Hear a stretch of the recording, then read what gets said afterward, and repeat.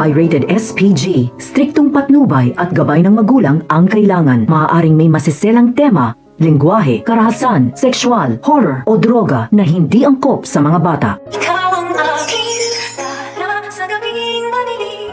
Ikaw ang bawat sana sa lahat ng hiling. Sagot sa akin.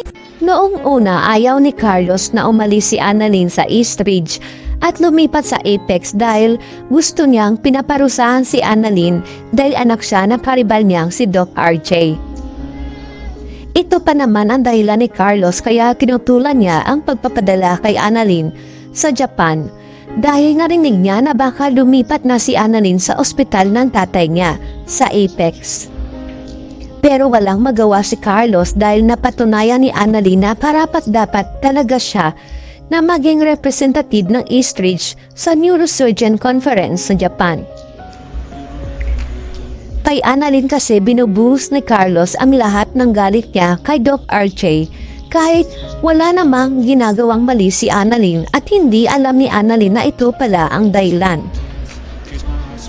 Hanggang sa napagtanto ni Carlos na tama ang sinabi sa kanya ni Michael na dapat paalisin na lang si Annalyn sa East Ridge para makasama niya ang tatay niya sa Apex. Ayon kasi kay Michael, nakakampi ni Carlos, mas advantage para kay Carlos kung wala si Annalyn sa East Ridge dahil wala nang sagabal pa sa pagsasamahan nila ni Lynette. Itong si Michael lumabas rin ang tunay niyang kulay para makaganti lang kay Doc RJ. Ang hindi niya alam, kalbaryo pala ang buhay ni Lynette at Annalyn sa poder ni Carlos. Sobrang kaba pa ni Carlos dahil muntik na magsumbong si Lynette kay Annalyn tungkol sa sugat niya sa braso, mabuti na lang at naabutan niya ang mag-ina. Kaya para makalimutan ni Lynette ang kasalanan ni Carlos, naregaluhan siya nito dahil sasama si Lynette kay Annalyn papuntang Japan pero may kapalit pala ang suhol niya. Kinausap ni Carlos si Lynette na kung ano man ang nangyayari sa kanilang mag-asawa, wag na wag itong magsusumbong kay Annalyn at pumayag naman si Lynette.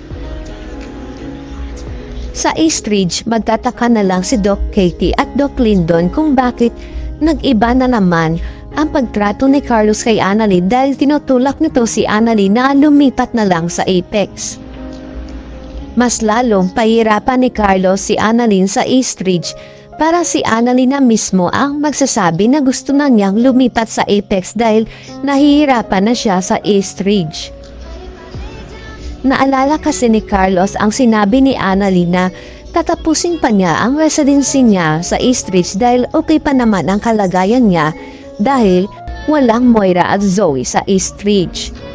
Pero dahil sa pagpahirap ni Carlos kay Annalyn, tatanggapin na lang ni Annalyn ang alok sa kanya ng tatay RJ niya na bumalik sa Apex dahil sila naman ang may-ari nito.